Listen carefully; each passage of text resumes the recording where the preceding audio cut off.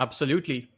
So, since we have already talked about some of the characteristics which make dynasties in IPL, SS, what do you say? Let's talk deeper into what made CSK a dominant force in IPL. What made CSK force the dynasty in IPL?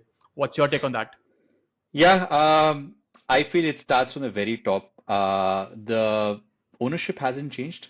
India Cements and Srinivasan hasn't changed. He became BCCI president. There were some issues around betting and all, and the bad apples were thrown out. Even the franchise was thrown out, despite all that tumultuous thing. They have always been there. That gives a lot of stability. There are some franchises who have gone through ownership changes, and that gives a lot of changes in courses of how strategy is going to be. Then coming closer to the pitch, you have the team management that has been stable. Fleming has always been there. That's why I draw a bit of parallel between Popovich Spurs or Alex Ferguson's Man United. There you have some kind of stability in terms of the coach and the captain who have pretty much remained the same. Even if Dhoni isn't actively captaining, he is the leader. Everyone knows that. It's an open secret. And then you also bring in management and coaching talent from the players who have already represented.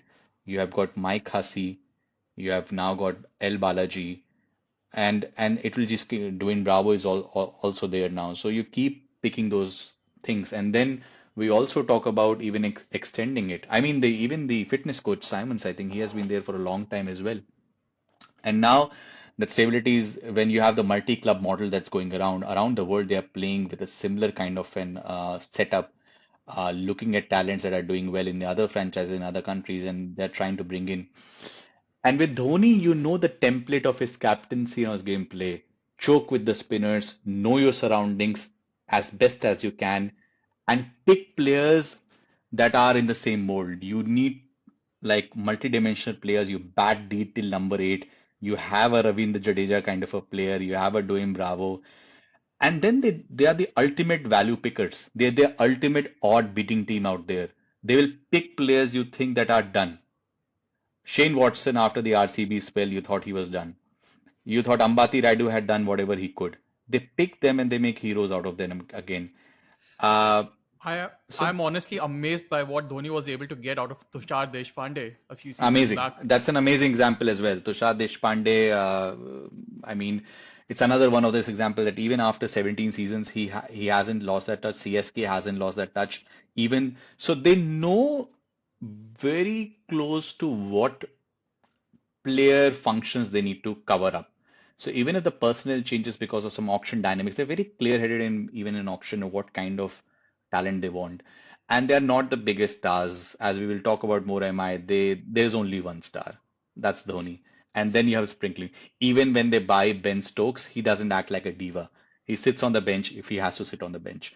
So they look for that, you know, it's like the team fit interviews that happen in corporate world. They really focus on that they need to find ingredients that will work pretty well in Chepauk, that will function very well in the franchise. That's why when they have an off season like they were having this time, teams are winning in Chepauk for the first time in 15 seasons. Now you think about T20 as a format which is so, you know, there will be so many variables at play, so much variance, but they are so consistent, and because of the systems and processes that they have done. Absolutely. I think I agree with so many points that you make there. I think they understand their ground so well. They made an absolute fortress out of Chepok.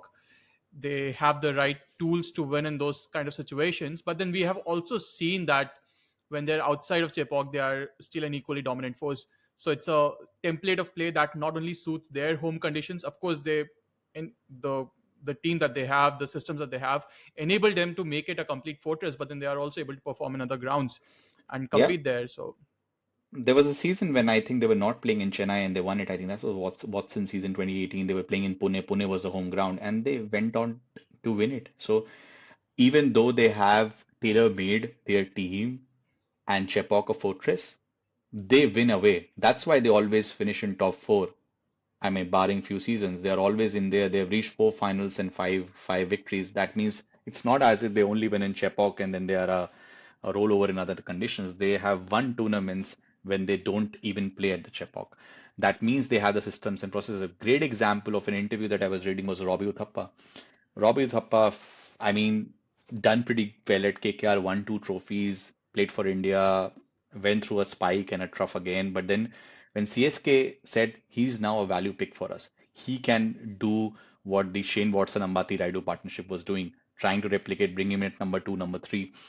And the trust that he got, he was telling about how Mike Hussey was so supportive. Dhoni, he hadn't spoken to him much, but how supportive he was, how clear-headed he was about his role. So these are just examples of the players that they pick in. And then they've got certain flavors that he wants a left-arm spinner to come in. You had Jadeja, you had Jakati back in the day. You had Moeen Ali doing a lot. So he has got his players, and then he trusts a lot on the one primary skill they're really good at. I heard an interview at one of the conclaves about Dhoni talking about Deepak Chahar. I don't want to see all the arms and ammunition that you carry. I know what you are good at. Don't try to over experiment. We have got coverage of those experiments coming from somebody else. You do what your job is. If you are going to bowl up front, bowl up front. I don't need you to bowl at the death. So clear-headed that the players feel so confident in their primary skill that if everyone does that, CSK is going to succeed. So it's just that I trust and the everything that Dhoni builds around. absolutely love this point that you make around role clarity.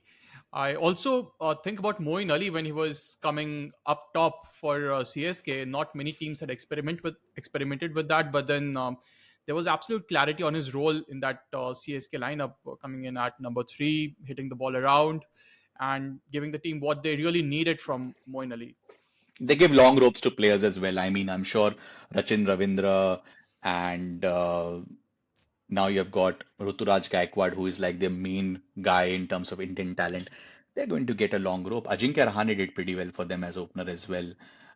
So when they trust you for long, and they are going to back you to the hilt.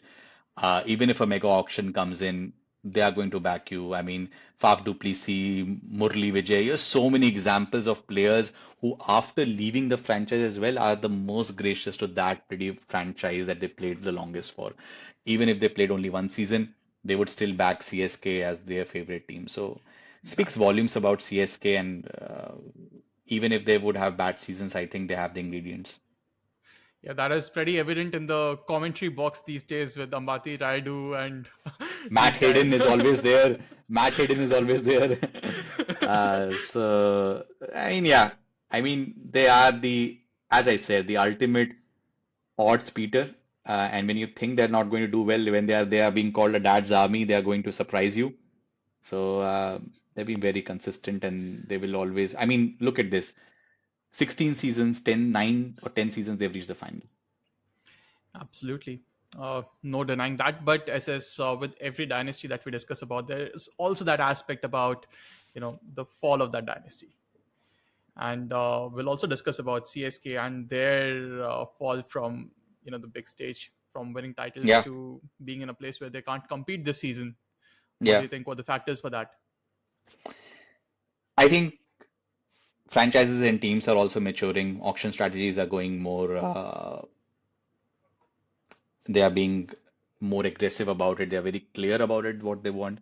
I think sometimes when you trust the formula for so long, uh, people will catch you ultimately, and that's happening the last season. I'm not going to completely write off them that they are not going to be there the next 3 or 5 seasons. A mega auction can change it, but I think it's an aging team as well. There are the superstars of, I mean, Dhoni, Jadeja, they are at their probably at the fag end of, and Dhoni has been in the fag end for the last 5 seasons. But that's another thing. He's Thala for a reason. Uh, You should have I said last 7 seasons. He's in Thala for a reason. Uh, I think they need a rejig as well. I think the Chepauk pitch has also not played to their liking. A lot of talk about that. That's the first time that I'm hearing after watching IPL for 17 seasons. Uh, but I think they still have the systems and processes. Dhoni goes into management, and I think he picks players.